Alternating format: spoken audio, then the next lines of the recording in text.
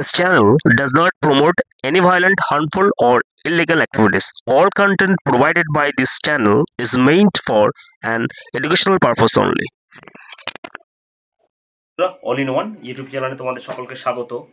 তো বন্ধুরা, আজকে তোমাদেরকে একটা ভিডিও আমি দেখাবো। সেটা হচ্ছে কি, মানে আমাদের পশ্চিমবাংলা লজ্জা কেন বলছি তার কারণটা হচ্ছে তোমাদেরকে জেনে রাখা ভালো যে বর্তমান যে মানে আমাদের যে পড়াশোনার পশ্চিমবঙ্গের যে হাল হকিকত, মানে স্কুলগুলো তো প্রায় অনেক স্কুল বন্ধ, স্কুল ছুট রয়েছে, স্কুলে পড়াশোনা মানে গভর্নমেন্ট স্কুলতে হয় না, বেশিরভাগ স্কুল শাটডাউন হয়ে যাচ্ছে। প্রাইমারি স্কুল বন্ধ, আপার প্রাইমারি বন্ধ, হাই স্কুল বন্ধ, এবং কলেজগুলোতে যে মানে এখনকার সরকার দোষ দিচ্ছে যে তা নয়, আগেকার যে সরকারগুলো ছিল, মানে ৩৪ বছর যে বামফ্রন্টের জামানা ছিল, সেই সময় আমরা দেখেছি মানে কলেজে মানে কি হবে, কলেজে পড়াশোনা হবে, স্টুডেন্টরা যাবে, মাস্টার মশাইরা আসবে, এবার এটাই তো কলেজের নিয়ম হওয়া উচিত না?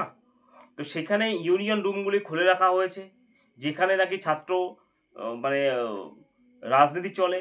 আর প্রত্যেকটা কলেজের দেখবে বাইরে এমনভাবে রাজনৈতিক ফ্ল্যাগগুলো লাগিয়ে রেখেছে, মনে হচ্ছে ওগুলো কলেজে নয় বা বিশ্ববিদ্যালয় নয়, ওগুলো হচ্ছে কি কোনো রাজনৈতিক দলের পার্টি অফিস বন্ধুরা। এর ফলে পশ্চিমবাংলায় টোটালি পুরো কলেজে, অন্যান্য রাজ্যগুলোও রয়েছে, কিন্তু এত ইউনিয়নবাজি, এত রাজনীতি কোনো কিছু তো হয় না। বর্তমান আমাদের ওয়েস্ট বেঙ্গলেতে যা হচ্ছে, আগের যে বামফ্রন্টের সময় ৩৪ বছর সে সময় হতো না যে তা না, তখন এতগুলো এক্সপোজ হয়নি, কিন্তু এখন এক্সপোজ হচ্ছে।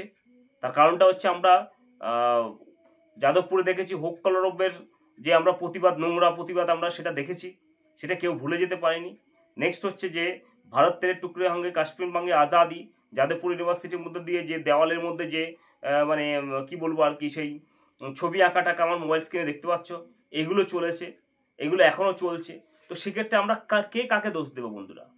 এই দুটো দলই তো আগে কংগ্রেস ছিল, কংগ্রেসের পিরিয়ডে তখন হয়তো আমরা জন্মগ্রহণ করি, আমরা এসব জানি না। কিন্তু তারপর থেকে যখন এই বামফ্রন্টের পিরিয়ড জামানা, শেষ জামানা আমরা যখন দেখেছি, মানে জ্ঞান হয়েছে, বামফ্রন্টের শেষ জামানাটা দেখেছি, সেই সময় থেকে দেখেছি আমরা কলেজে এই সমস্ত কিছু চলতে রয়েছে। হ্যাঁ, ওই হাত পাল্টায়, তাছাড়া আর কিছু না বন্ধু। এই ওকে দোষারোপ করে, এই ওকে ব্লেম করে। হ্যাঁ, এখন যারা রয়েছে তারা বলে ৩৪ বছর এটা হয়নি, আবার ৩৪ বছর যারা রয়েছে তারা বলে এখনও এটা হয়নি। আদতে আমরা সাধারণ মানুষ যেটা রয়েছি তারাই ফেসে রয়েছি। তারা কেন একদম পুরো মানে কি ফাটা বাসা আটকে থাকা, এরকম পরিস্থিতি। কেন বলছি কথাটা? ধরো মানে আগে এখন যারা নেতারা রয়েছে তারা বলছে যে ৩৪ বছর বামফ্রন্টের জামানা হয়নি, এটা অমুক জায়গায় অমুক হয়েছে, তমুক জায়গায় তমুক হয়েছে, যে টিভিতে যে ডিবেটগুলো চলতে থাকে বন্ধুরা, এরা একে একে বছরে একে অপরের সঙ্গে মানে দোষারোপ করে।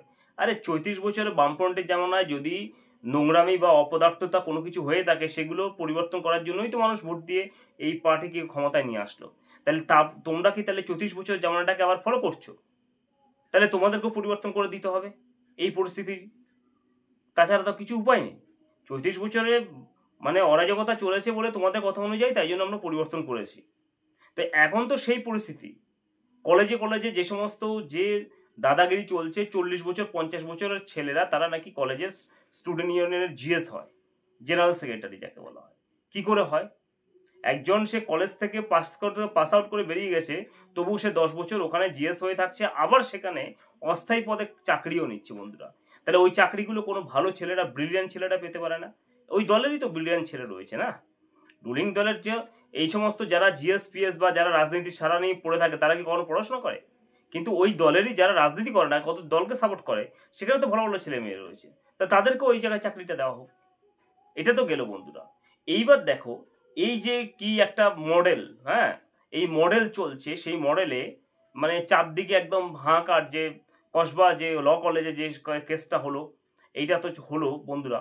আর একটা কি, আর একটা যে কেসটা আমার মোবাইলে দেখতে পাচ্ছ, কলেজ যখন মানে ম্যাসাজ পার্লার, যেখানে ওই একজন ছাত্রীকে দিয়ে মানে গা হাত পা টেপাচ্ছে কোনো জিএস, এই সমস্ত কিছু চলছে বন্ধুরা। তো এইগুলো বন্ধ হওয়া উচিত আশা করছি, এবং কলেজ থেকে টোটালি পুরো রাজনীতিটা এবং কলেজ থেকে ইউনিয়ন যে মানে কক্ষ আছে সেটা তুলে দেওয়া প্রয়োজন। কলেজের স্টুডেন্টদের সঙ্গে সম্পর্ক থাকবে, টিচাররা আসবে পড়াতে, যদি কোনো কারোর ফল্ট হয়ে থাকে সেটা উপরের গভর্নিং বডি রয়েছে তাদের মধ্যে দিয়ে জানানো হবে। কেউ যদি ক্রাইম করা হয়, সেখানে অ্যাডমিনিস্ট্রেটিভ রয়েছে, পুলিশ প্রশাসন রয়েছে, তারা অ্যাকশন নেবে। কিন্তু এই কলেজে ইউনিয়ন ঘর একটা খুলে দিয়ে কলেজে যে সমস্ত অকথ্যভাবে যে সমস্ত জায়গায় চলছে সেটা কাঙ্ক্ষিত নয়। পড়াশোনা পুরো ডিস্ট্রয় হয়ে গেছে, পড়াশোনা নেই বললেই চলে এখানে। এখন সিলেবাসও শেষ, কলেজের সিলেবাসও শেষ, ইউনিভার্সিটির সিলেবাসও শেষ, টোটালি পুরো সমস্ত কিচ্ছুই হয় না, যার ফলে আমাদের ওয়েস্ট বেঙ্গল থেকে ইনএফিশিয়েন্ট স্টুডেন্ট টোটালি পুরো তৈরি হচ্ছে। এটা অস্বীকার করার কোনো জায়গা নেই বন্ধুরা। তো যাই হোক, এই যে কলেজে যে এখানে যে ভিডিওটা দেখছো সেটা সোনারপুর কলেজের।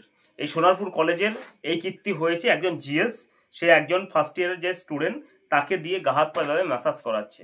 তো কলেজকে কি মানে ম্যাসাজ পার্লার হয়ে গেছে নাকি? তো সেটা আমি জানি না বন্ধুরা, তোমরা তোমাদের মানে অমূল্য মতামতগুলো কমেন্টস বক্সে জানাবে বন্ধুরা। তো এই যে পরিস্থিতি, আমি মনে করি এই পরিস্থিতি পরিবর্তন হওয়া দরকার।